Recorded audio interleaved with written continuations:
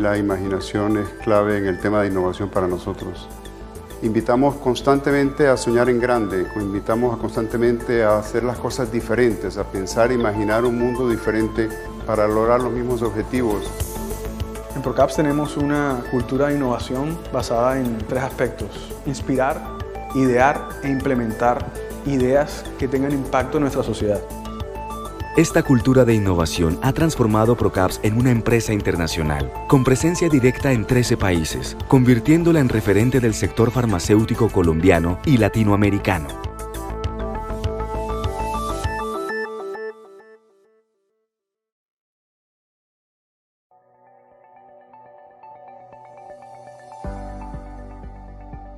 La diferencia entre el cannabis artesanal y el cannabidiol de grado farmacéutico es que en el primero hay aceites de marihuana que incluyen cannabidiol, THC y otros cannabinoides en cantidades y calidades que no conocemos, mientras que el cannabidiol de grado farmacéutico es un producto industrial extraído con las mejores normas de calidad y debe ser registrado y formulado por un médico. Este producto, el cannabidiol de grado farmacéutico, tiene registro INVIMA, mientras que el cannabis artesanal no lo tiene.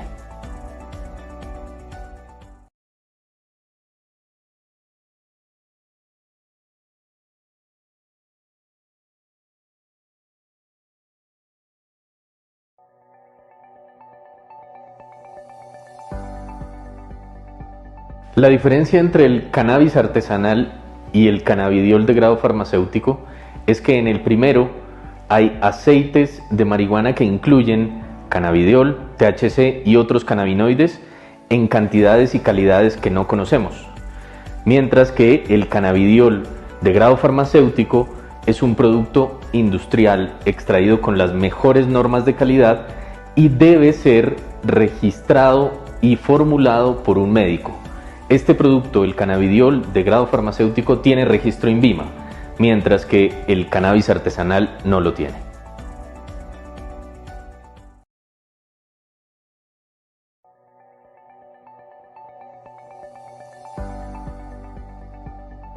Que si bebo whisky, alcohol, vino, me duermo más rápido. Si bebes alcohol, no vas a alcanzar un sueño profundo. Que el televisor encendido me arrulla toda la noche. Al tener el televisor encendido, tus ojos no se acostumbran a la oscuridad. Que el celular me quita la energía. La luz de los celulares o de las tabletas no te permiten dormir. Esa luz afecta tu capacidad para iniciar el sueño. Que en la farmacia no puedo encontrar nada que me quite el insomnio. En la farmacia puedes encontrar cannabidiol de grado farmacéutico recetado por un médico.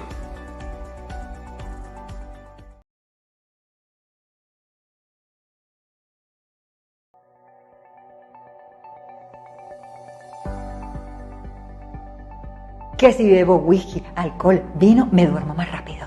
Si bebes alcohol, no vas a alcanzar un sueño profundo. Que el televisor encendido me arrulla toda la noche. Al tener el televisor encendido, tus ojos no se acostumbran a la oscuridad. Que el celular me quita la energía. La luz de los celulares o de las tabletas no te permiten dormir. Esa luz afecta tu capacidad para iniciar el sueño. Que en la farmacia no puedo encontrar nada que me quite el insomnio. En la farmacia puedes encontrar cannabidiol de grado farmacéutico recetado por un médico.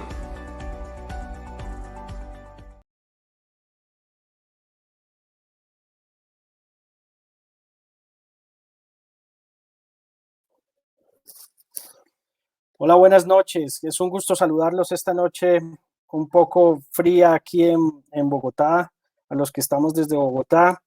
No sé cómo esté su noche el día de hoy en Medellín o en el eje cafetero, donde nos están escuchando y viendo desde diferentes ciudades del eje cafetero, Medellín, Río Negro. Es un gusto saludarlos el día de hoy. Soy Jan Guzmán, director de Pharma de Procaps, a cargo del lanzamiento de Neviot, el primer CBD cannabidiol de grado farmacéutico. Estamos teniendo algún inconveniente en este momento con la conexión del doctor Telles, pero ya en un momento está él ingresando. Mientras tanto, quisiera ir saludando a los doctores que están en este momento conectándose con nosotros. Muchas gracias por permitirnos entrar hoy a sus hogares o a sus consultorios donde estén en este momento. Saludando al doctor David Carlier. Buenas noches, es un gusto que esté con nosotros, a la doctora Piedad Nicolasa Montoya, buenas noches, al doctor Jorge Vélez, al doctor Oscar David Henao. Qué gusto saludarlos. Les quiero comentar, la dinámica con la que vamos a participar es la siguiente. Primero, nosotros hemos tenido 2 simposios nacionales de enfermedades mentales, donde se hicieron unas conferencias más magistrales y donde tuvimos un acercamiento con los expertos. Y allí pudimos ver, o algunos médicos pudieron participar o solucionando algunas dudas. Sin embargo, quisimos hacer unos talleres más cercanos, unos talleres regionales donde los médicos y los colegas puedan acercarse y conversar juntos.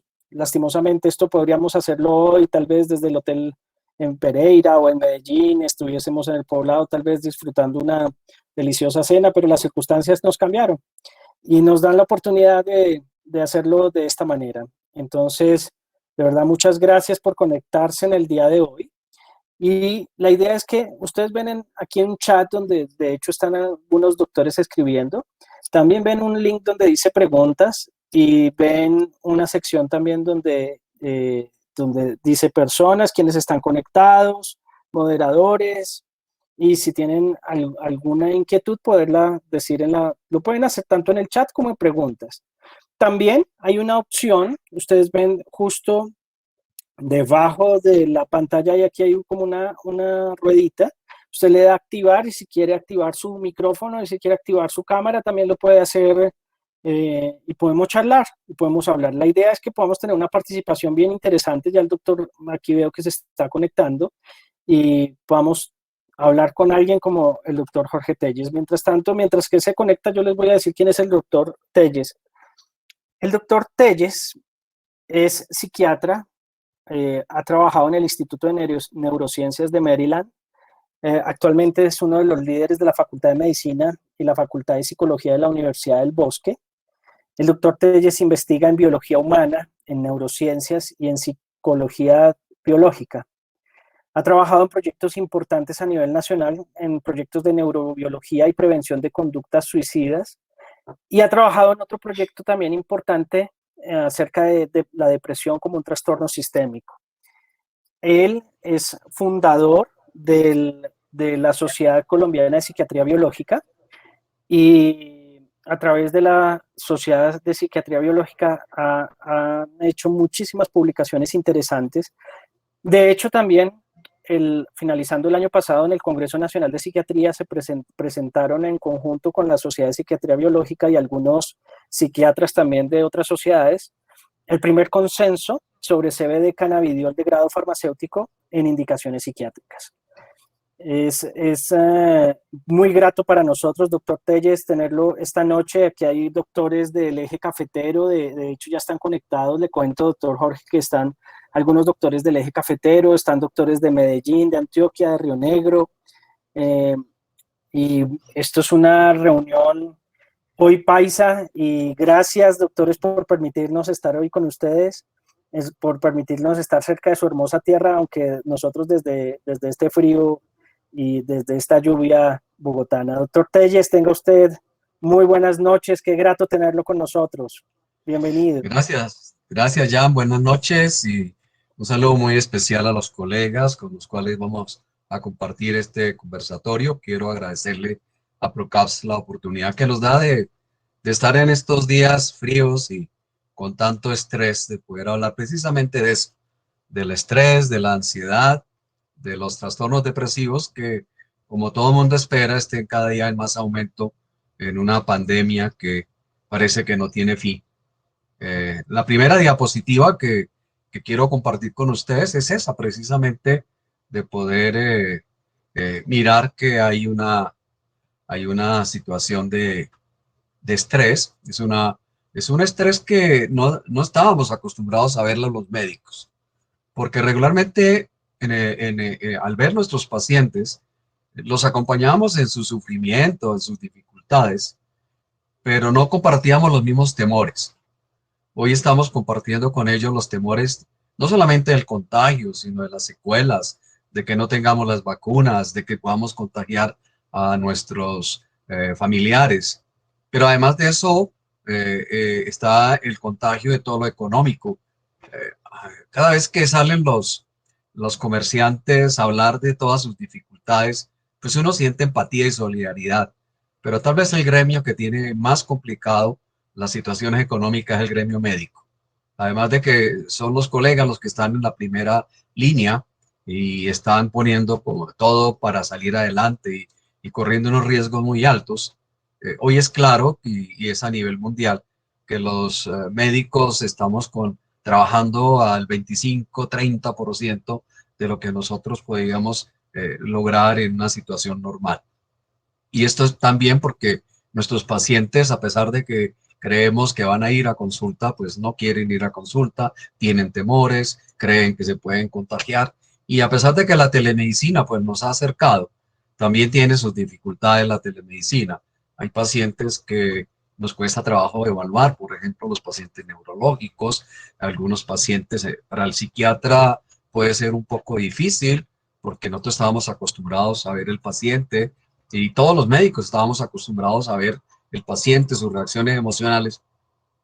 Y a través de un tapabocas, lo primero que nos quita es la capacidad que tenemos de acercarnos, de sonreír, de sentir que estamos cerca de cada uno de nosotros.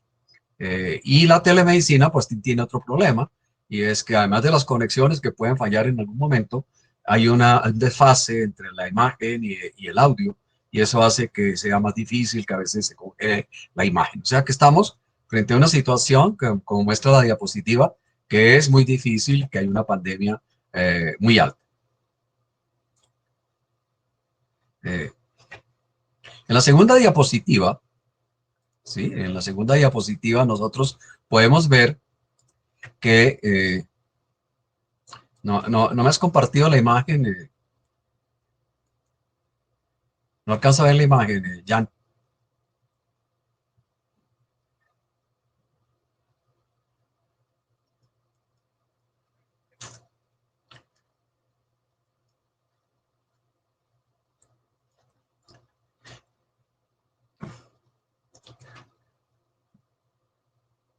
¿Jan?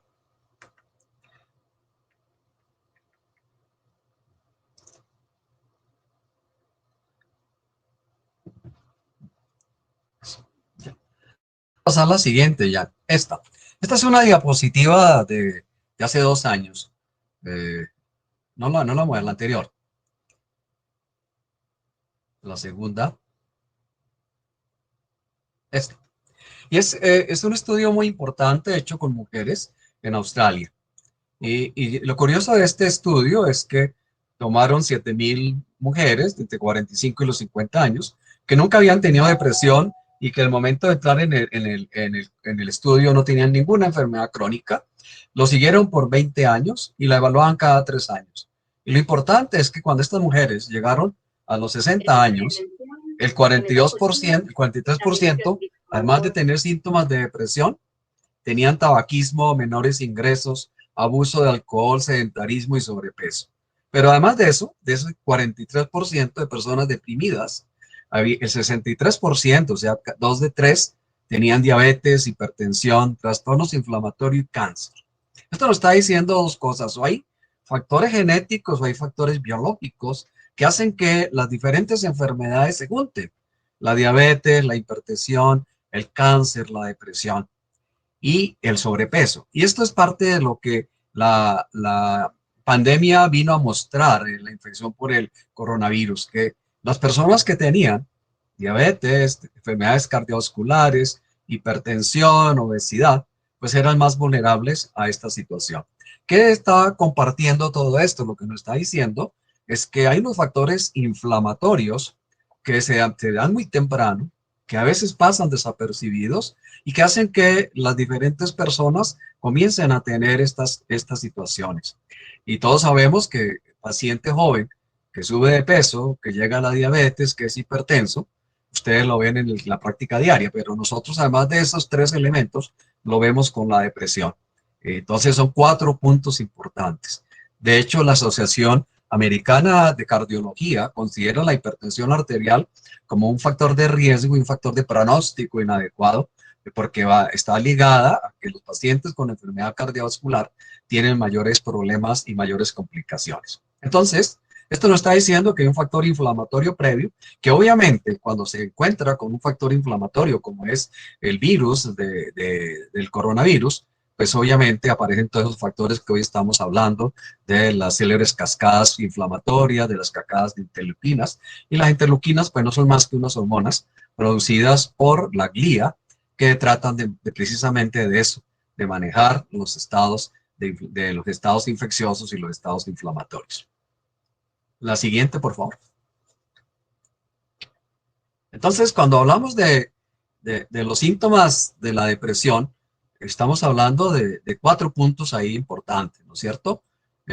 Podemos dividirlo en 4 grupos: las emociones, los estados físicos, los estados cognitivos y la conducta. Los estados físicos son los que realmente el paciente nos va a consultar. Nos va a consultar por fatiga, falta de energía, cambios en el sueño, cambios en el peso, falta de motivación, pero por ejemplo, el uso de sustancias no nos va a ayudar, ¿sí? Casi nunca nuestros pacientes van directamente a la consulta por los cambios emocionales, por la tristeza, por la ansiedad, por la culpa. Tal vez estos van un poco después de pasar una línea, irían a donde el psicólogo. Y casi nunca nos van a ir nuestros pacientes con depresión o con un estrés crónico por las fallas en la memoria, por la dificultad para tomar decisiones, por la incertidumbre que estamos viviendo en este momento. Y mucho menos por el aislamiento y los cambios en el cuidado personal, que a veces son censurados y son detectados por los familiares, pero no por el paciente. Entonces, esto explica por qué en nuestras consultas, y en este momento seguramente están consultando más los pacientes, más que por ansiedad y por tristeza, por fatiga, por falta de energía, por insomnio, por cambios en el peso y porque aparece una sensación de cansancio, de falta de motivación. Y obviamente la Organización Mundial de la Salud ha puesto el foco y la alarma en que hay un aumento de consumo de sustancias, de alcohol, por ejemplo, sí, pero también de marihuana. Acabo de leer un paper, un trabajo donde dice que en los países donde la marihuana está legalizada, hay un aumento entre el 80 y el 120% en el consumo de marihuana. La siguiente. Entonces, ¿esta alteración a qué se debe? A que hay una desconexión entre el sistema límbico, o sea, el sistema que maneja las emociones, el sistema automático, el que tiene que ver con las respuestas del simpático y el parasimpático, que está caracterizado por la actividad de la amígdala y por la actividad de la ínsula. La ínsula es una estructura que tenemos en el cerebro que es capaz de entender los mensajes que nuestro cuerpo envía, que es lo que nos enseñaron en la facultad, que era la propiocepción, que a veces nosotros le decimos al paciente cierre los ojos y dígame qué dedo le estoy manejando, o cuando están en etapas de relajación, en algunas técnicas de relajación, uno puede cerrar los ojos y visualizar su esquema corporal. Esto lo que nos hace sentir es que tengo una taquicardia y entonces puedo pensar que tengo la taquicardia y a su vez siento que estoy en peligro. Una taquicardia puede ser grave. Y por el otro lado, esa ínsula también tiene una conexión de la información que viene de afuera. Entonces siempre estamos, cuando yo tengo una percepción de afuera, también tengo que mirar la de adentro, y eso hace que yo pueda pensar que si tengo un miedo, el miedo siempre tiende a estar afuera, no puede estar adentro. Y es todo lo que ustedes ven ahora, es como hay una hiperactividad de la amígdala y de la ínsula, pero también hay un apagamiento de la corteza dorsolateral, que es la parte que es la parte ejecutiva del cerebro, la que toma decisiones, la que hace análisis, la que de alguna manera tiene que ver con el procesamiento de la información que estamos haciendo en el día a día. Y por otro, la corteza parietal también está disminuida. Esta corteza parietal tiene que ver con la percepción que tengo en mi cuerpo, de la somatización, etcétera. Los colegas que ven pacientes ancianos ven cómo nuestros pacientes regularmente son más ansiosos y se quejan de muchos síntomas, cefalea, problemas digestivos, etcétera, porque esta ínsula y esta amígdala regularmente entran en una situación de bastante hiperactividad. La siguiente. Entonces, el estrés parte, y quiero que en cualquier momento ustedes puedan hacer la pregunta o quieran participar. Entonces, el cerebro es el que percibe el estrés, pero la percepción del estrés no es que yo sienta que estoy estresado. Cuando yo siento que estoy estresado, es porque ya el cerebro ya trató de arreglarnos el problema. ¿Sí? Los eventos importantes de la vida tienen que pasar y tienen que ser evaluados por el cerebro. El cerebro es un órgano que funciona con dos vías, una vía de excitación y una vía de inhibición. Para nosotros dormir, necesitamos que unas sustancias se disminuyan en la producción para que otras que mantienen el sueño se mantengan. Por ejemplo, la melatonina solamente se produce en la noche y es la que mantiene el sueño. Cuando nosotros prendemos la luz para ir al baño, pues obviamente la melatonina se apaga y nos cuesta trabajo volver a quedarnos dormidos. Entonces, siempre estamos en una situación de excitación e inhibición. Esa percepción del estrés, pues lo vamos a ver como amenaza, como impotencia, como vigilancia, es lo que estamos viendo ahora. Y esta respuesta, pues nos lleva a respuestas comportamentales.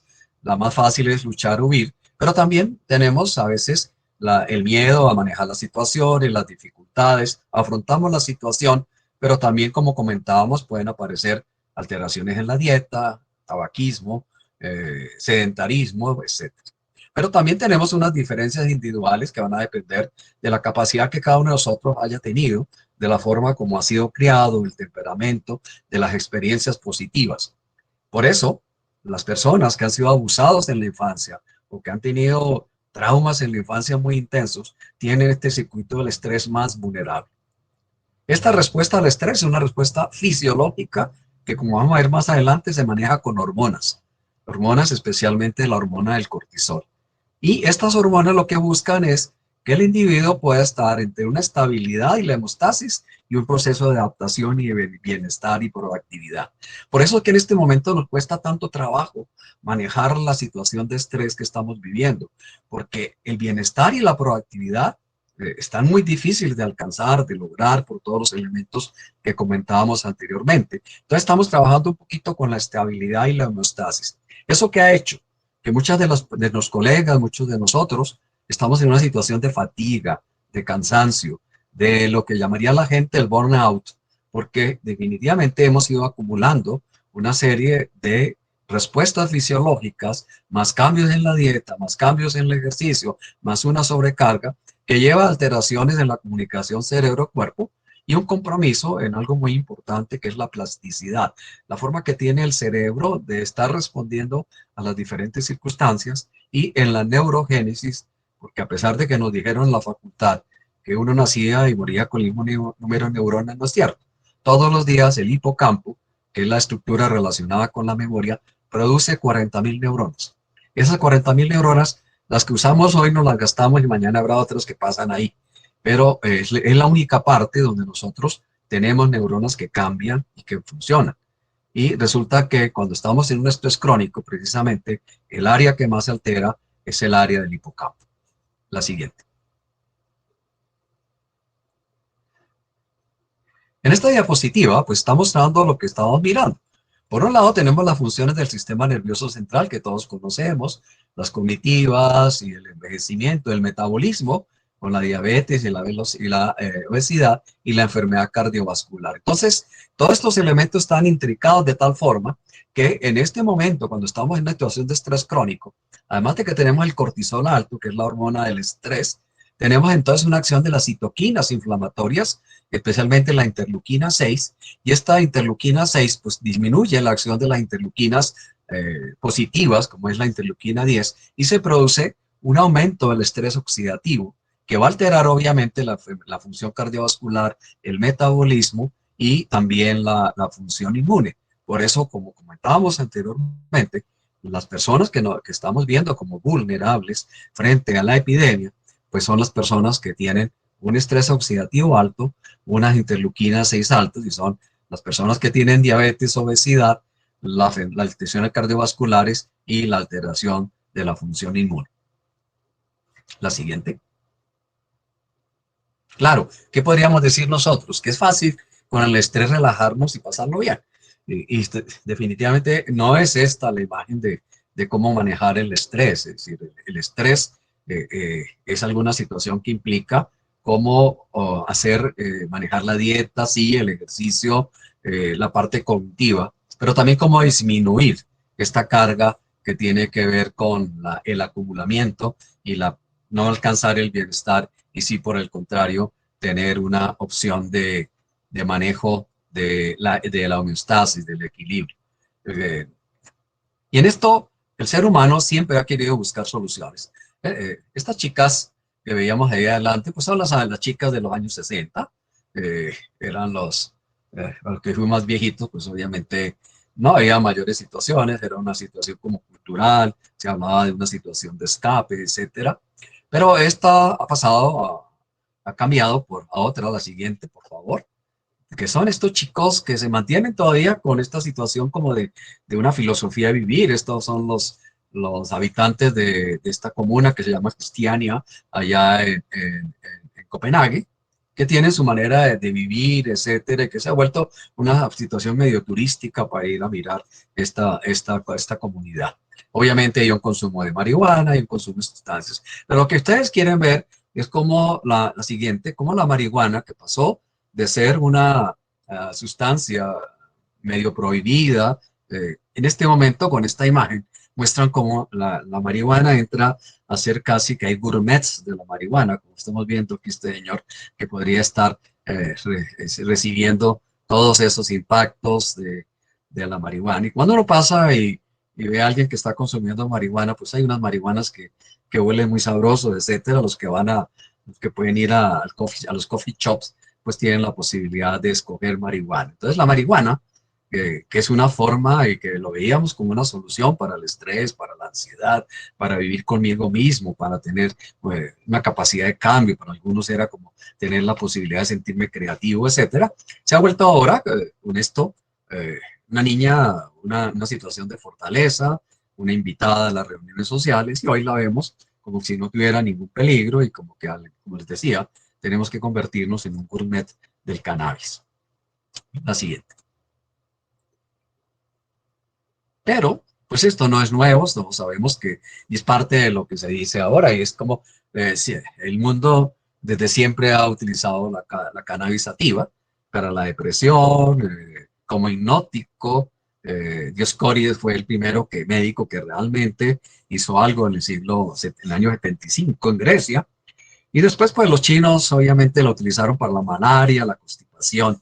Y en Occidente, pues se ha utilizado como analgésico, antiinflamatorio, antiemético y anticonvulsivante. Pero aquí estamos hablando desde la planta en sí, de lo que es la parte artesanal, de cómo podemos sacar algunos aceites. Y esos aceites, pues tienen, sí, una serie de propiedades que no son de ninguna manera malos, todas las plantas pueden funcionar. Pero resulta que la cannabis, la siguiente, esto llevó entonces a pensar que a este señor, que es Rafael Mechúlam, cómo actúa la marihuana. Y poniéndose a revisar la marihuana ya en Israel, donde estaba pues realmente prohibida, encontró que hay un sistema en el organismo que él llamó endocannabinoide, que está creado por una serie de receptores cerebrales y otros receptores que están en el vaso, en el corazón, en el hígado, en el intestino, que respondían cuando estaban activados por la marihuana, pero por sí mismo también tenían una serie de activaciones, se puede llamar endocannabinoides. No son receptores para la marihuana, sino son receptores donde la marihuana actúa. Y están relacionados, por ejemplo, con la depresión, con el dolor, con la memoria, con el sueño, con el apetito. Es lo mismo que estamos diciendo. Ustedes ven las flechas, unas suben, otras bajan, porque en el cerebro las diferentes actividades dependen de que unas áreas se estimulen y otras áreas se apaguen. Cuando veíamos la imagen del cerebro de los pacientes deprimidos, veíamos cómo estaban activas las áreas de la amígdala y de la ínsula, y estaban apagadas las áreas de la corteza prefrontal y las áreas de la corteza parietal. Con este sistema de endocannabinoides, pues obviamente pudimos entender cómo actúa este sistema endocannabinoide, que lo que busca es mantener la homeostasis. ¿Y qué es lo que busca el sistema endocannabinoide? Disminuir la hiperexcitación del cerebro. Nosotros pensamos, bueno, ¿y cómo un cerebro se activa y cómo se disminuye?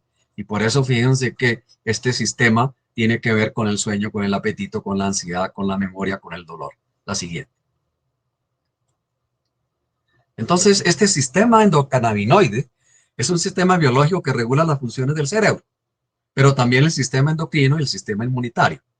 Recuerden la célebre tríada de obesidad, diabetes, problemas cardiovasculares. Influye en varios procesos: el almacenamiento de la memoria, la sensación de olor, el metabolismo, la respuesta al estrés, el equilibrio energético y la regulación del sueño y la ingesta. Hoy sabemos que durante el sueño se producen las hormonas que dan saciedad y también las que dan hambre. Por eso cuando nosotros dormimos, al día siguiente amanecemos con hambre, pero ya tenemos la hormona, la grelina, que nos ayuda a sentir la saciedad. Si nosotros pegamos una comilona ahora a las 9 y nos vamos a dormir, el cerebro va a estar trabajando y va a gastarse mucha glucosa y se lo va a gastar durante toda la noche, y al día siguiente vamos a tener un metabolismo alterado porque el cerebro no alcanzó a manejar esa ingesta que nosotros le pusimos. Por eso los que hacen turnos saben lo difícil que es desayunar porque no tienen hambre. Los que hacíamos turno en nuestra época estábamos esperando que fueran las 12 o 1 de la noche, de la madrugada, para ir a comer el trasnocho. La siguiente. Entonces, este sistema endocannabinoide, especialmente los endocannabinoides de tipo 1, están distribuidos en todo el cerebro. Fíjense que estamos hablando de la corteza cerebral, en el núcleo caudado, en el amígdala, en el hipotálamo, el hipocampo, la sustancia nigra, etcétera. Entonces, forma parte de hasta en el complejo vagal. Recuerdan que el complejo vagal tiene que ver con la emesis. Entonces, aquí vamos a tener diferentes acciones. Por ejemplo, el aprendizaje y la memoria. Ya hablábamos de la toma de decisiones, de las conductas emocionales, de la memoria y aprendizaje, del hipotálamo manejando la temperatura, la alimentación. En general, lo que hace el sistema endocannabinoide es disminuir la excitación cerebral. Por eso, está indicado, o por lo menos las medicaciones, de todos los estudios que están dando, las medicaciones ahora están dadas a cómo actuar sobre este sistema endocannabinoide. ¿Por qué? Porque al disminuir la excitación cerebral, pues vamos a poder utilizar las diferentes moléculas que actúen directamente sobre el sistema endocannabinoide, no el aceite de las sustancias, y nos vamos a poder manejar los cuadros clínicos que se caracterizan por excitación cerebral, que son las convulsiones. La epilepsia es una hiperexcitación cerebral de áreas motoras. La ansiedad, quien ha visto una persona ansiosa, es una persona que no se puede quedar quieta, que está hiperactiva, que no puede dormir. En las adicciones hay una hiperactividad, especialmente la adicción, el craving, el ir a buscar las sustancias. El adicto en sí mismo es una persona que maneja unos niveles de ansiedad muy altos. Y la otra excitación cerebral es el insomnio. Tenemos dificultades para dormir. La persona o no puede quedarse dormida porque vive antes de dormir, está llena de pensamientos, etcétera, o se despierta con angustia e inmediatamente comienza a rumiar pensamientos y a tejer una serie de actividades que obviamente no permitan que mantenga el sueño. Entonces, sistema endocannabinoides regulan funciones de todo el cerebro y especialmente es capaz de inhibir la excitación cerebral. ¿Qué hace? ¿Quién crea esta excitación cerebral? Pues en el estrés hay una acción sobre la glía. La glía son las neuronas que producen el glutamato. El glutamato es el excitador, el neurotransmisor excitador que tiene el organismo, y esto produce una respuesta de tipo biológico que va acompañada no solamente de excitación, sino también de una respuesta de las interleuquinas. La siguiente. Este sistema endocannabinoide, entonces, ¿qué quiere decir? Que así como él responde a las sustancias que actúan ahí, el glutamato, las interleuquinas, etcétera, también podría responder a los endocannabinoides endógenos y también a los fitocannabinoides. Los fitocannabinoides serían las sustancias que están en el cannabis. Por eso aquí hay algo muy importante. Las acciones que nosotros tenemos sobre este sistema no son a largo plazo, son a corto plazo, porque los endocannabinoides los producimos cuando se necesitan y no se almacenan. O sea que el cerebro, cuando está hiperactivo, pues después de que pase la acción, algo empiezan a producirse los endocannabinoides y bajan la acción del glutamato, etcétera, del GABA. Pero si yo estoy tranquilo y estoy en una situación normal, pues habrá algunas respuestas que se van a producir, como el sueño, etcétera, que si está funcionando bien, no tengo por qué estar produciendo más endocannabinoides que los que yo necesito. La siguiente. Entonces, el gran problema ahora para nosotros es si nosotros vamos a utilizar endocannabinoides sintéticos o si vamos a utilizar la cannabis sativa. Y esto sería hablar de lo artesanal frente a lo realmente lo farmacológico. Y ahí vamos a tener una gran situación porque esa es la parte que se nos viene ahora y que ya la estamos viendo, que es todos los programas de mercadeo de ambos lados. Y esto es lo que quiero tocar con ustedes, unas 2 o 3 diapositivas para entrar ahora en la discusión. La siguiente. Resulta que hablábamos de que hay unos receptores de cannabinoides, especialmente en la neurona, que tienen que ver especialmente con con el manejo de la oxidación, con el manejo de la respiración mitocondrial. ¿Recuerdan ustedes el célebre ciclo de Krebs que nos costaba tanto trabajo aprender? Resulta que cuando yo uso un tetrahidrocannabinol, o sea, cuando yo uso marihuana directa, la absorbo, etcétera, me va a alterar la respuesta a la mitocondria. Y esta respuesta a la mitocondria, pues hace que vaya a producirse una serie de alteraciones en la cooperación metabólica entre la neurona y el astrocito. El astrocito es la célula glial que produce el glutamato. Entonces voy a tener problemas en el glutamato, problemas en la neurona que se van a ver en la conducta. Lo que sucede es que no estamos, cuando estamos hablando del consumo de la marihuana, pues obviamente la conducta no la estamos viendo como un trastorno, sino como una acción. Algunos dicen ustedes que se desinhiben, otros se inhiben, pero lo siguiente, si nosotros seguimos en una situación de consumo continuo, lo que va a alterar es una pérdida en la interacción social. Ahora, ustedes van a decir, ¿todos los pacientes que son consumidores crónicos de marihuana tienen eso? Yo diría que no, pero la mayoría sí tienen una acción. Inclusive, estos estudios con raticas muestran cómo la ratica que tiene un tetrahidrocannabinol, que lo colocan directamente en el cerebro, permanece acá, no sale a buscar ni a reconocer allá. Eso es lo que nosotros vemos como el paciente, entre muchos de los pacientes que son consumidores crónicos de cannabis, terminan aislados. Es posible que produzcan, que intelectualmente sean bastante funcionales, pero el aislamiento social lo está llevando a eso. O sea que de todas maneras, si hay una pérdida de la interacción social. Y lo que es importante es que el ser humano, como mamífero que es, pues necesita esa interacción social. Estos estudios van a ser presentados por el doctor Bolaños, que fue quien los hizo, en el Congreso ahora de Psiquiatría Biológica del próximo mes de junio. La siguiente. Entonces, ¿por qué hacemos la diferencia? Porque el cannabinol, que sería el utilizar solamente uno de las sustancias de la marihuana, tiene unas acciones muy distintas al tetrahidrocannabinol, que es la otra sustancia. Este es un psicoactivo, por eso lo usan. ¿Sí? Nosotros lo usamos porque de alguna manera me excita o me relaja. Y tiene por eso relajante, estimulación del apetito, analgésico, somnolencia, euforia, paranoia, ansiogénico. Dice cómo puede tener las funciones son de hiperactividad o de tranquilización. Y ahí viene cuando yo lo utilizo y por qué lo utilizo y por qué de alguna manera es posible que, no, como se dice, no haga todas las situaciones de dependencia, pero yo lo necesito precisamente por su efecto relajante o por su efecto de euforia.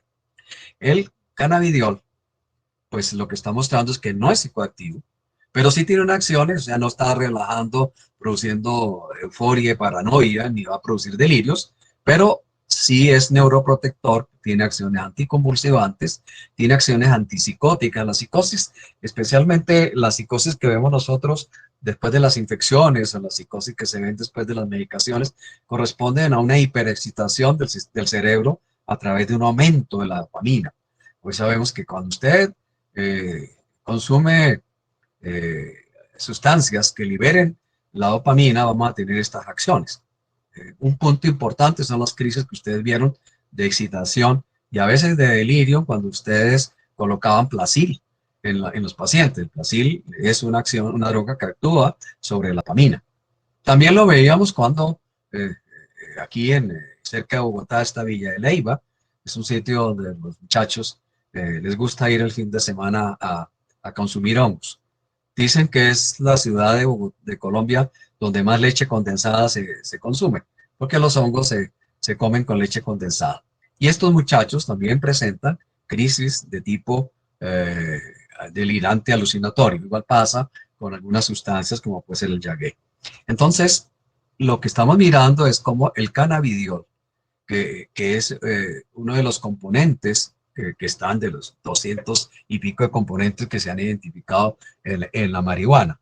Tiene una acción antipsicótica, tiene una acción antioxidante, es antiinflamatorio y por eso también en algunos casos se han visto resultados por lo menos preclínicos que puede ser una acción antitumoral. Al fin y al cabo lo que hay en el cáncer es una hiperactividad de los procesos eh, de necrosis y de fagocitosis que están ahí en las diferentes células. Y tiene mínimos efectos adversos. ¿Qué esperaríamos la siguiente?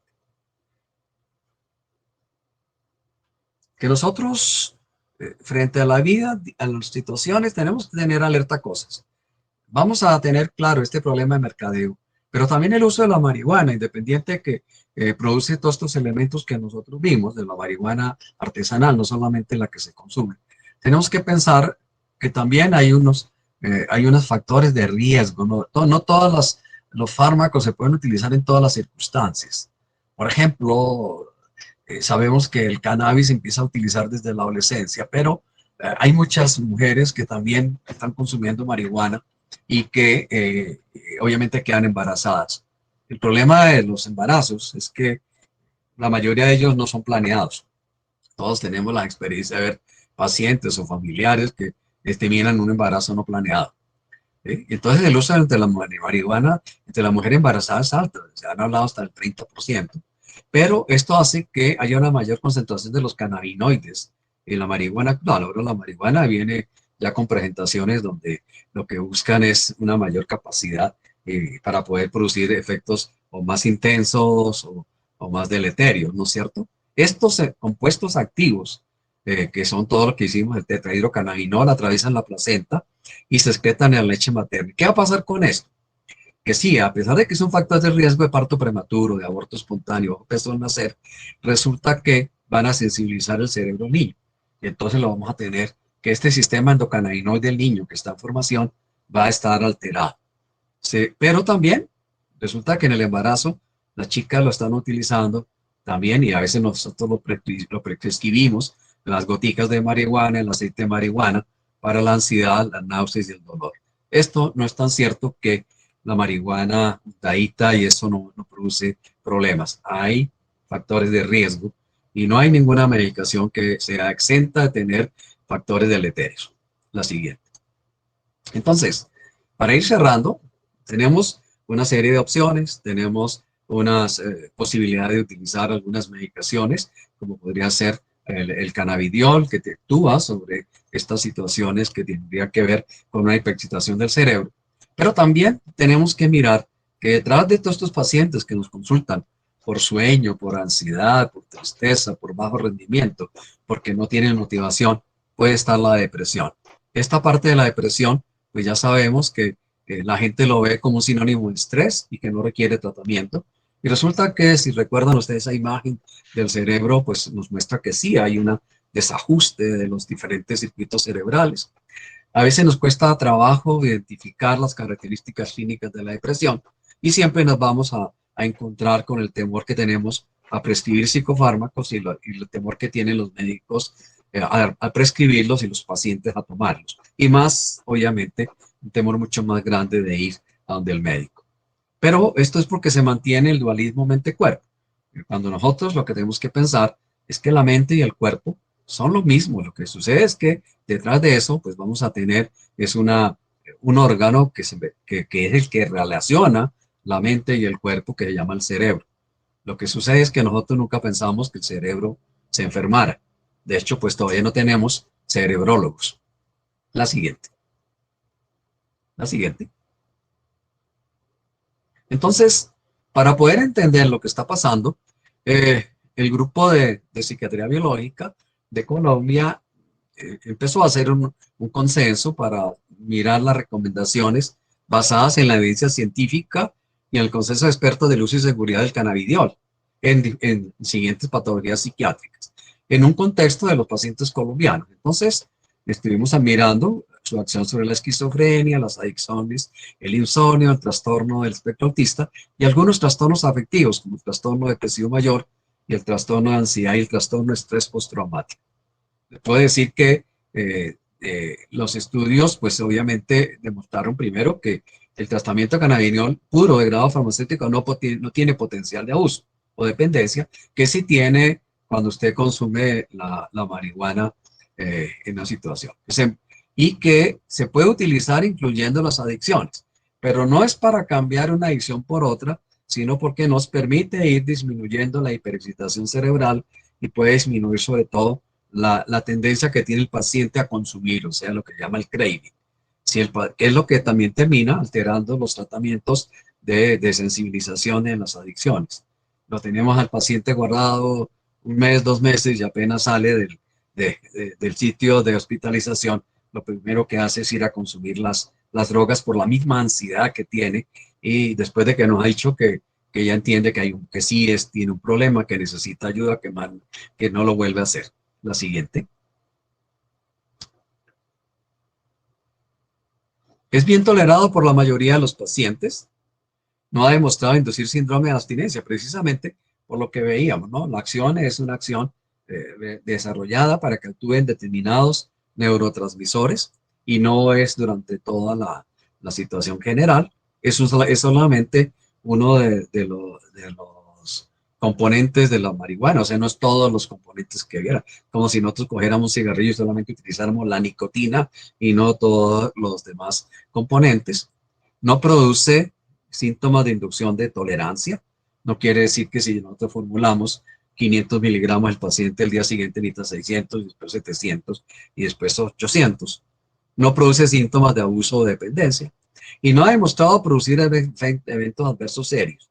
Eso no quiere decir que no haya somnolencia, que no haya dolor de cabeza, que de pronto no haya intolerancias digestivas, etc. La siguiente. Entonces, lo importante acá es poder entender que nosotros podemos utilizar el cannabidiol en las patologías que son de excitación cerebral. Entonces, lo podemos utilizar en ansiedad, lo podemos utilizar en abuso de sustancias, lo podemos utilizar en trastornos del sueño. Como comentábamos anteriormente, pues es el primero que se estaba viendo y por el cual se hizo todo este estudio, que eran las convulsiones. Y también, obviamente, está utilizando en la esquizofrenia como coadyuvante en la esquizofrenia, aunque ya hay estudios en los cuales está utilizando solamente cannabidiol en algunos pacientes con esquizofrenia con buenos resultados, comparados con algunos de los antipsicóticos que nosotros utilizamos en la práctica diaria. Estamos, sí, frente a una molécula que abrió un camino distinto, y esto es fruto de lo que ha hecho las neurociencias, poder mostrar cómo funciona el cerebro, cómo poco a poco podemos ir logrando situaciones que a veces estaban fuera de la situación real, ¿no? Para cerrar y como una anécdota, recuerdan los que compartimos la misma edad, por allá en los años 60 se hablaba de que los hongos mexicanos, el peyote y la psilocibina, producían alucinaciones. Ahora, el mes pasado se publicó un estudio de cómo la psilocibina puede tener un efecto antidepresivo parecido al escitalopram. Entonces, estas moléculas que las veíamos como que movían el cerebro, como que producían una serie de carnestolendia y que se habló de lo que todos queríamos y fue lo que creó la música, etcétera, está llevando a poder entender ahora el cerebro y poder manejar algunas sustancias desde el punto de vista terapéutico. Muchas gracias y estamos abiertos entonces para poder hablar sobre el cannabidiol, por el Neviot y cómo utilizarlo, cuáles son las dudas que tienen y los comentarios. De acuerdo, doctor Jorge. Muchas gracias por su importante conferencia. Es un privilegio contar con usted la noche de hoy. Hoy tenemos en este momento 51 médicos entre la región del eje cafetero y la región de Antioquia. El doctor David Carlier pregunta, ¿se puede usar en pacientes que estén en tratamiento con quimioterapia? Sí, es una de las funciones. Acuérdense que también tiene un efecto que podría tener, es un efecto antiemético y como les decía, hay algunos estudios que están hablando de que podría disminuir los factores de la respuesta de las células que están alteradas y que llevarían a producir los problemas de cáncer. Sobre todo podría llevarse también en los pacientes con trastornos del insomnio. Tiene una acción también analgésica y no es poner al paciente con como se estaba mirando, no es poner el paciente que está con cáncer a fumar marihuana. Aquí estamos utilizando es una sustancia, uno de los componentes de la marihuana, que es el componente activo, no el componente que produce alucinaciones o que hiperexcita el cerebro, sino componente que produce una respuesta de relajación. No la relajación que sentimos nosotros en el sentido de respondemos y nos relajamos, sino que inhibe las respuestas excitatorias que están alteradas en el estrés. La enfermedad, cualquiera que sea, es un estrés biológico. De acuerdo. La doctora Luisa Díaz, doctora, buenas noches, qué gusto saludarla. La doctora comenta, ¿cuál dosis recomiendan, teniendo en cuenta que aún faltan varios datos farmacocinéticos? ¿Se extrapolan de los estudios previos? Tiene toda la razón, doctora, y gracias por su comentario. Nosotros en este momento no tenemos unas dosis fijas. Realmente los estudios son más preclínicos y se han ido traslacionando, como dicen ahora, traslacionar a la respuesta clínica y entonces varían mucho. Pero uno podría pensar que se puede iniciar con 500 miligramos, que son las dosis de iniciación en la mayoría de los pacientes, e ir mirando para ir titulando. Y ahora, esto es una titulación que tenemos que pensar que este es un sistema que no se mejora inmediatamente, hay que irlo mejorando lentamente, como sucede en todo lo que es excitación. Cuando nosotros empezamos a utilizar un anticonvulsivante, no esperamos que las convulsiones desaparezcan de un momento a otro. Obviamente, si utilizamos un lorazepam intravenoso, pues obviamente, como antes, cuando utilizaba el Valium intravenoso, pues obviamente se disminuye la crisis convulsiva, pero no estamos solucionando el trastorno convulsivante. Tenemos que ir ajustando dosis dependiendo de la respuesta de cada persona y tiene obviamente una situación amplia. En algunos pacientes, por ejemplo, de esquizofrenia, se están hablando de 2.500 a 4.000 miligramos al día. Doctor, tenemos aquí también entre nosotros a la doctora Sandra Carrillo, quien le doy un especial saludo, un gran abrazo. La doctora Sandra Carrillo es la presidente de la asociación ASOMEDCAM.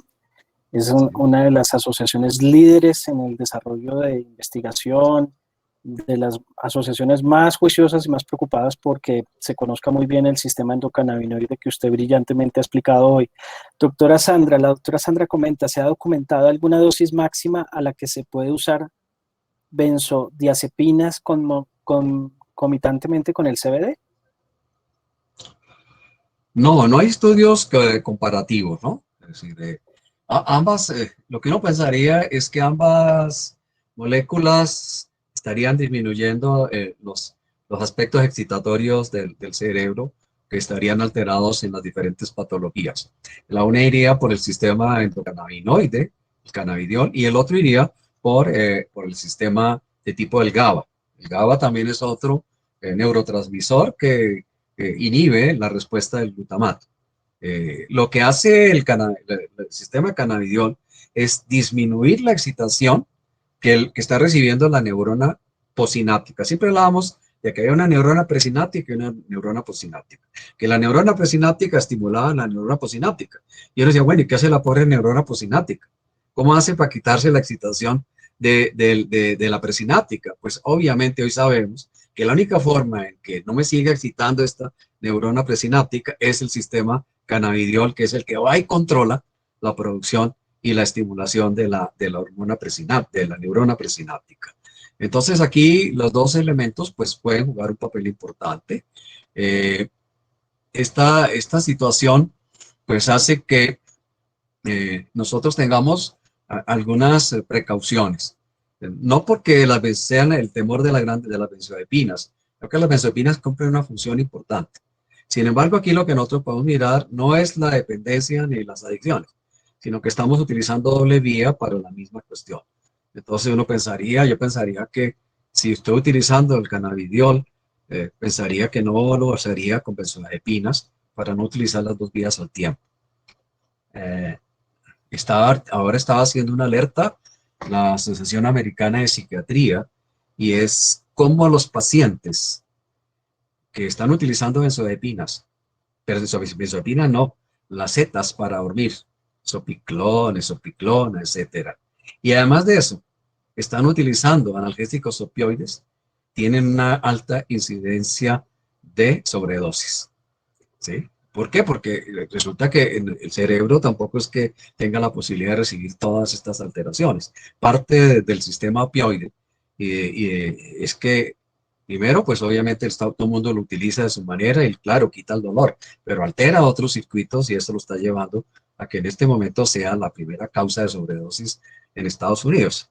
En el año 2019 fueron 75,000 muertes por sobredosis de opioides. Entonces, utilizando dos circuitos no nos va a ayudar mucho. Tal vez en otros podemos pensar que si utilizamos el cannabidiol, utilicémoslo solo y después miramos si necesitamos utilizar una esopiclona o una benzodiazepina. Doctor, el doctor Víctor Manuel Londoño dice, en paciente con dolor crónico como la fibromialgia, ¿qué tan efectivo es dosis y tiempo de administración? Nosotros hemos visto, doctor, que varios reumatólogos han solicitado información porque tienen pacientes con Neviot. ¿Qué tan efectivo es ahí en fibromialgia, doctor? En la fibromialgia no tenemos estudios para poder decir que hay una situación especial. Aquí todo es off-label, ¿no? Porque primero la fibromialgia es un problema de modulación del dolor y tiene que ver mucho también con una serie de contracciones de la fibra muscular. Sí, y obviamente hay un dolor muscular a pesar de que no haya un problema aparentemente inflamatorio. Pero es que la inflamación no la estábamos viendo, era como un proceso, porque hablábamos de inflamación, que era calor, rubor y toda esta situación. Esa inflamación es diferente al proceso inflamatorio que comentábamos ahora anteriormente, que es el proceso inflamatorio que se hace a través de las interleuquinas, especialmente la interleuquina 6, el factor, y ese es un proceso inflamatorio, por ejemplo, que se ve en todas las enfermedades desmielinizantes. Entonces, la fibromialgia es el resultado de un proceso inflamatorio. Podría tener buenos resultados el cannabidiol.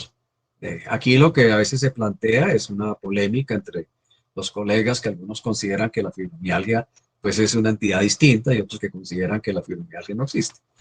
Pero sí podría tener como un efecto analgésico que tiene, generalizado, podría funcionar. No para que yo me unte ¿cómo se llama? La marihuana artesanal para ver que me quite la inflamación de la fibra muscular, sino que disminuya el proceso inflamatorio generalizado que hay en estas sustancias. Ahora, ¿qué es lo que vimos nosotros? Que el proceso inflamatorio se vuelve crónico en el paciente con estrés crónico.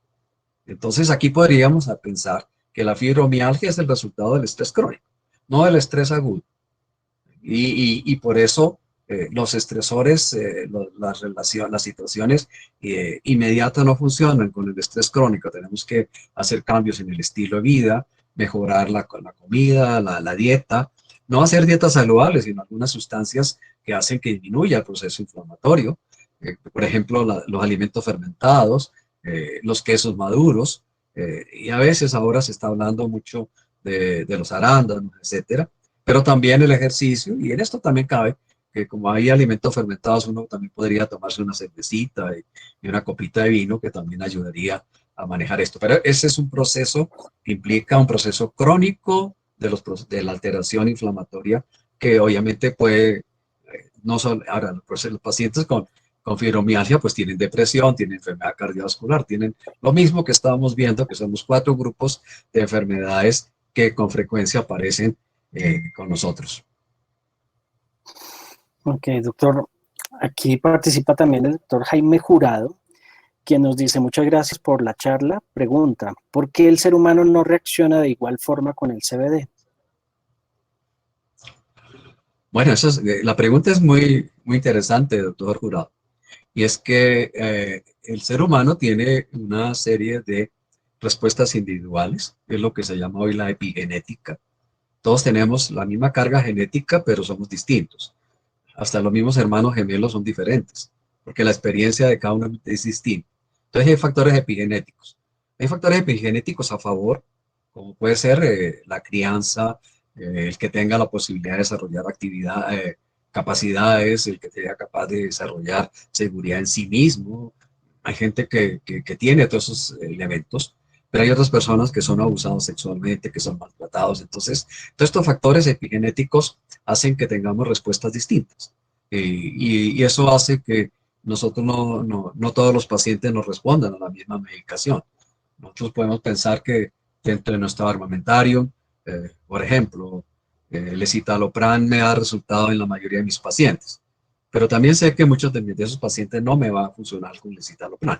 Entonces tengo que tener alternativas. Esto es lo que nos está llevando también a mirar si a pesar de esto vamos a tener que entrar en eso que llamamos la medicina de precisión, de poder evaluar el temperamento de las personas, la dieta, las experiencias y poder entender estas cosas. Esa es la primera parte del aprendizaje que hemos venido teniendo, que hay una relación entre el componente genético y el ambiente, y eso es lo que se llama la epigenesis.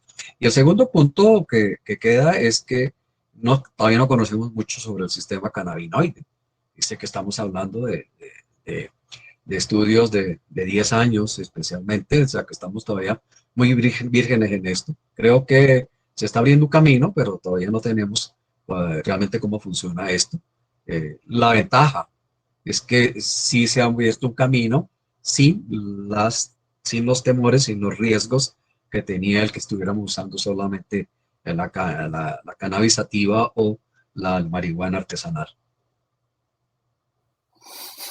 El doctor Jorge Vélez nos dice, buenas noches, ¿en qué casos dosis de 500 miligramos día? Es la dosis de iniciación. ¿Sí? La dosis de iniciación serían 500 miligramos, serían 5 centímetros cúbicos que estarían utilizando de pronto para un trastorno de ansiedad, para un trastorno de insomnio. Ahora aquí todavía las sustancias, el cannabidiol, todavía no existen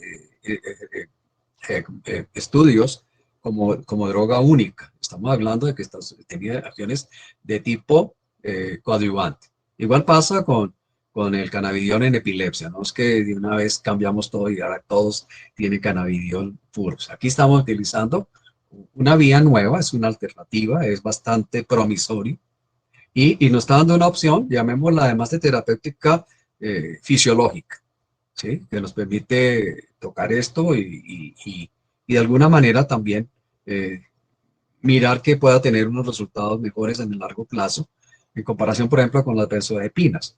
Las benzodiazepinas no son malas, lo que pasa es que el receptor de benzodiazepinas se agota muy rápidamente. Es un receptor que está hecho para trabajar a corto plazo y si nosotros lo ponemos a trabajar al mediano y largo plazo se daña. Y eso es lo que produce todos esos efectos que hablábamos de la tolerancia y la adicción a las benzodiazepinas y que tengamos que estar subiéndole las dosis.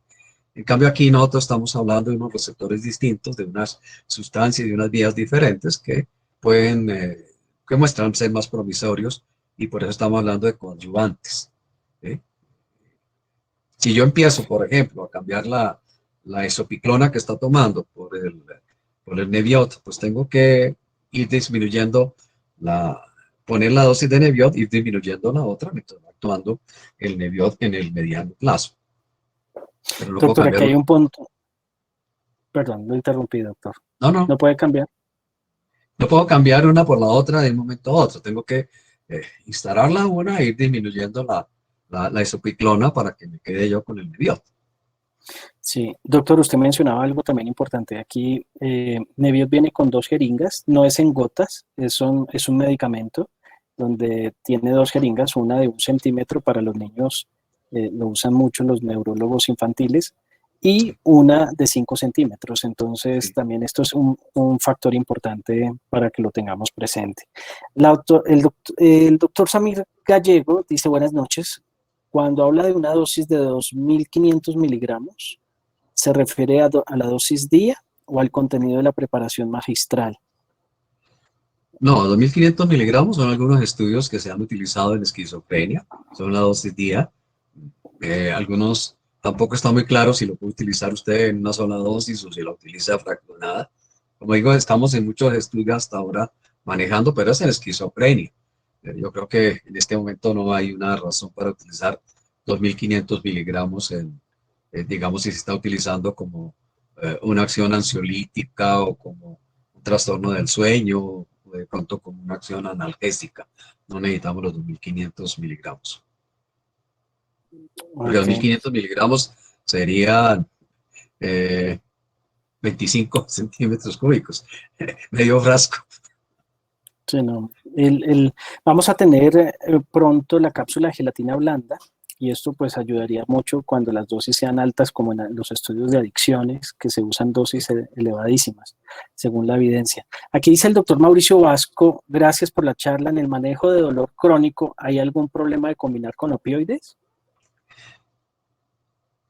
A ver, el problema no habría porque no habría problemas, ¿sí? Yo creo que podría disminuir en el resultado el consumo de los opioides, ¿sí? Porque estamos hablando de dos fenómenos distintos y podría tener un mejor resultado el cannabidiol, que podría, como vimos, el sistema cannabinoide está en todos los órganos y es un regulador del dolor, de la ansiedad, de todo lo que implica hiperexcitación. Los opioides pues tienen una respuesta analgésica, pero también tienen una respuesta de excitación tremenda. Algunos pacientes casi que también tienen crisis de angustia y pueden tener delirios y delusiones. Y el otro gran problema de los opioides pues es la posible adicción. Y otra situación que aparece es que los pacientes terminan automedicándose. Eh, Formularle a un paciente una prazolana es difícil y no lo encuentra y los pacientes se sienten discriminados y cuando llegan a la farmacia los miran de arriba abajo y usted, ¿por qué toma eso? Pero cualquiera va y se toma un sinalgénico, un platal el que quieren en la farmacia y se lo llevan a la casa y se lo llevan con descuentos, etc. Doctor, otro punto importante antes de continuar con la siguiente pregunta. Por el sistema MIPRES se han formulado ya, como dato interesante, más de 1.400 frascos que se le ha entregado a los pacientes el CBD cannabidiol de grado farmacéutico Nebiot. Y es el único CBD cannabidiol que se consigue en farmacias legalmente constituidas por tener registro INVIMA. Nos pregunta la doctora Sandra desde Panamá. La pregunta va encaminada a determinar que aquellos pacientes que están tomando benzodiazepinas por varios años y quieren empezar a reducir su uso para poder utilizar cannabidiol, ¿deben seguir algún protocolo especial para evitar que se potencien los efectos y se presenten efectos secundarios? No sabemos si hay una interacción de efectos secundarios, doctor, pero lo que aconsejábamos era esa parte, empezar con la dosis de cannabidiol, después ser una dosis de iniciación, pueden ser los 400, 500 miligramos en la dosis de la noche y mirar la respuesta y después ir disminuyendo paulatinamente la benzodiazepina. Ahora, habría que mirar si estamos utilizando una benzodiazepina de acción corta o mediana, como alprazolam o clonazepam, o estamos utilizando una benzodiazepina de acción prolongada, como puede ser el lorazepam, que tendrían mayores dificultades para irla disminuyendo. Pero digamos que si hay un buen resultado, podríamos disminuir la benzodiazepina y quedarnos con el cannabidiol, que también tiene una acción ansiolítica importante y que, como veíamos, pues no tiene la posibilidad ni de adicciones ni alterar los receptores de benzodiazepina porque va por otro lado. Pregunta el doctor Jorge Vélez. Muchas gracias y disculpe, ¿el medicamento ya está en el mercado? ¿Precio? Si quiere, doctor, ya está en el mercado, está en cualquiera de las farmacias legalmente, como anteriormente mencioné, cualquiera de las farmacias que hay en el país, y está alrededor de entre 180 y 200.000 pesos el frasco de 60 mililitros. Aquí hay también unas preguntas por el chat, doctor. ¿Por cuánto tiempo? Pregunta el doctor Hernando Zapata García. Doctor, qué gusto saludarlo.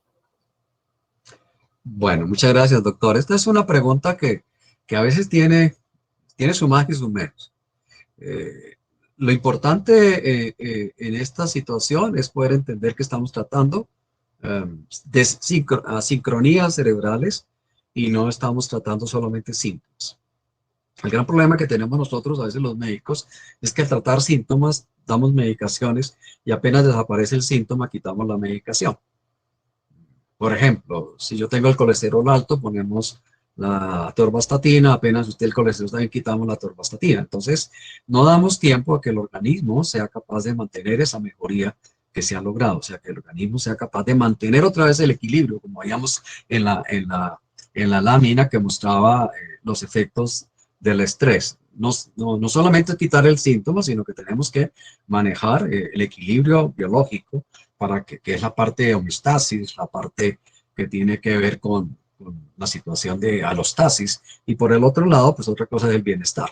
Entonces, a veces tenemos que mantener las medicaciones por un tiempo mayor para ver los resultados. Eso, por ejemplo, se lo digo a mis pacientes, se lo digo a mis alumnos, y es cuando usted dé un antidepresivo, cuando usted dé un estabilizador del ánimo, manténgalo el mayor tiempo posible. ¿Por qué? Porque lo que hace que uno sufra en la depresión, como ustedes vieron, son todos los problemas cognitivos.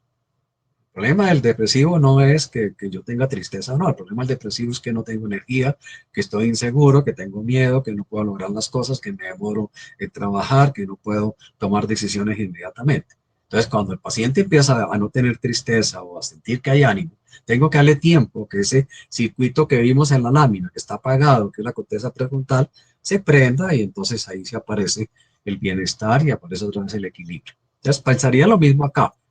Si nosotros tenemos que mantener la medicación, tenemos que mantenerla por un tiempo donde quitemos los síntomas, pero le demos tiempo a que el organismo también se recupere y nuevamente aparezcan cambios biológicos dados por la desaparición de la hiperexcitación que tiene el organismo y que fue la causa por la cual nosotros prescribimos el cannabidiol. Doctor, aquí hay varios médicos saludándolo. El doctor Guillermo Arango, de Medellín. Doctor Arango, le mando un abrazo gigante, lo conocemos mucho, es muy académico, ha trabajado este tema de cannabinoides también desde la academia con la doctora Sandra, el doctor Hernando Zapata, la doctora Marisela del Eje Cafetero, Fernando Barrera, Víctor Manuel Londoño, Javier Villa, Héctor Hurtado.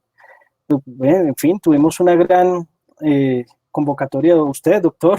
Usted, No, doctor ustedes Telles, son de los verdad, amables muchas de gracias. los colegas que nos acompañaron y bueno, y podemos manejar el estrés de otra manera.